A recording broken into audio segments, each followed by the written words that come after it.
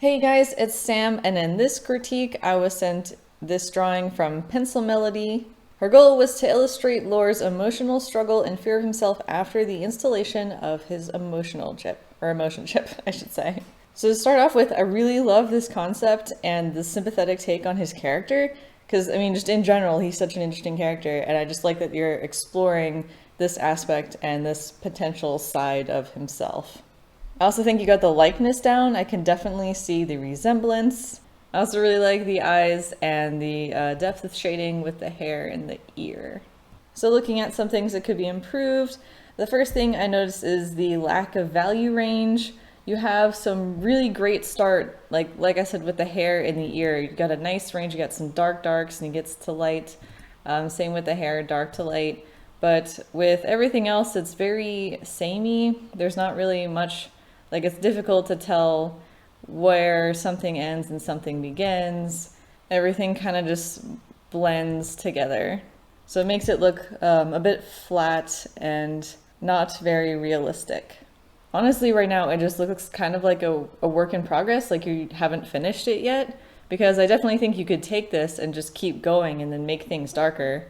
Like this dark, this is good. This should be in a bunch of other places. Like over here, on the shirt. I know I'm not the best portrait artist, but just to show you some examples, these are two of my portraits I've done in the past. This one was in 2009 and this one was last year, 2016. And just automatically looking at these two side by side, I'm pretty certain your eyes pretty much were automatically drawn to this one. High contrast is really appealing to our eyes. We notice things and pay attention to things that are high contrast. So getting in those darks next to the lights can just really help the piece pop and stand out and also be more realistic. And I know this is on my picture and not yours, but you can even see the difference if I edit the values. Like all of a sudden you're like, oh, there's a portrait right there, like cool. But otherwise it's just very flat and doesn't really stand out so much. So that's kind of what's happening with yours. So don't be afraid to go dark and crazy with contrast. I know it can be kind of scary, but you're definitely getting it over here. So I believe in you. I think you can start to really pull it into the facial features and the shirt and everything. And my other main thing is the emotion. You mentioned the whole emotional struggle, fear of himself, and it's just after the installation of the emotion chip. And for those of you guys who are unfamiliar with Star Trek, he's an android and it's a long story, but basically no emotions at all.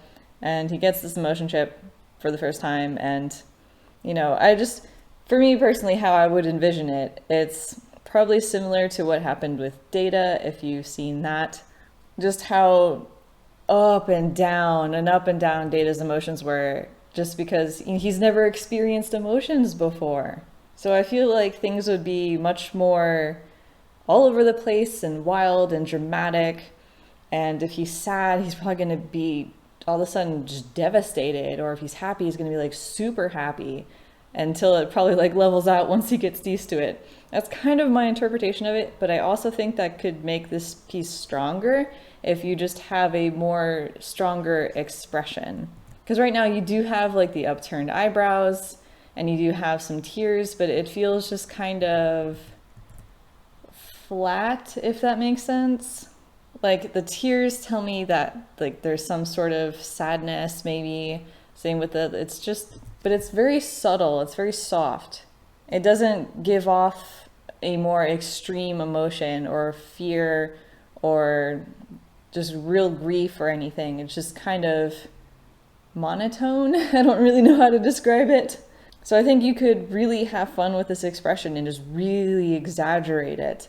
So like really push up those eyebrows to the point where you're getting creases in the forehead, and then really pull back those lips where you're getting like these lines. Like, I know this looks kind of silly with the red marks, but just looking at references, I know there's a bunch of really nice ones, photo sets of expressions on DeviantArt. I can put a link in the description. You can also get a mirror and try it yourself because the face can be really expressive, and we have a lot of muscles in our face, and like especially around our lips. And just if you really want to get across this powerful emotive piece, like you really got to push the expression. And probably what I would do, since I'm kind of weak with expressions too, I would go super exaggerated, like over exaggerated when you're practicing this. So something that's basically borderline, if not unrealistic, just to push past that boundary and just get you to the point where it's like, okay, I have seen this extreme. Let's see what happens if I pull it back. Because right now you're like on one end of the spectrum, and I think it could help to just do another piece where it's just all the way on the other end of the all the way on the other end of the spectrum, and just really crazy, extreme, exaggerated emotion, and then do like a third piece where you try and find something in between those two. And this next part's super nitpick, totally 100% not necessary, but just from me speaking, I would advise trying to, instead of like using this kind of just normal t-shirt, I would probably try to find like a outfit that he wears in the show, just because like you've got his face down, like this looks like lore, but then this shirt is kind of throwing off that vibe. And it also kind of makes me question like, oh, maybe this isn't supposed to be lore, or he doesn't wear these kind of clothes. So just to match with the character, I would try and draw him in an outfit that fans and people who know the show / character are familiar with. So yeah, I think it's a cool piece. I really, really like the concept. I think you could do a lot with it. And I think you definitely have some really nice realism skills.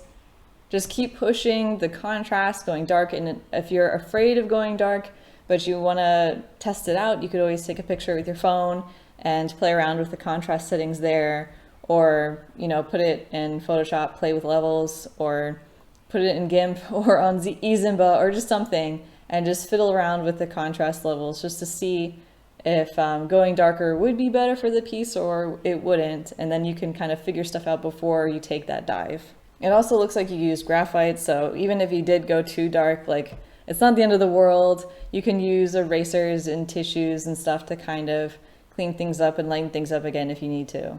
So thank you for submitting this piece. I hope you found it helpful. And if any of you guys watching want to see more critiques, there's a link in the description to an entire playlist. So yeah, that's pretty much it. Thanks for watching. Bye!